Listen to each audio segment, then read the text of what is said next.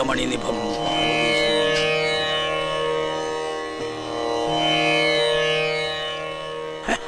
യാഗത്തിൽ ഫലസിദ്ധി കാണുന്നു. കർമ്മങ്ങൾ തീരും മുമ്പ്, അതായത് 41 നാൾക്കകം കന്യകയ്ക്ക് വരനെ കണ്ടെത്താനാവും. അപ്പൊ നാം മുൻകൂട്ടി പറഞ്ഞ് തെറ്റില്ല. യാഗം നാം ഗംഭീരാക്കി തരാം. പക്ഷെ ഒരു കുഴപ്പമുണ്ട്. എന്താണ്?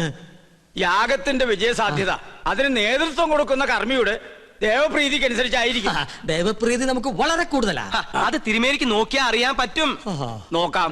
എന്താ പേര്? പരശുരാമൻ നമ്പൂതിരിപ്പാട്. പാട് വേണ്ട, പരശു നമ്പൂരിന്ന് നോക്കിയാ മതി. ഓ, നക്ഷത്രം നക്ഷത്രം ഉണ്ടാ ഉണ്ട്. വേണമെന്നില്ല, അതൊന്നും ഉണ്ടാവില്ല.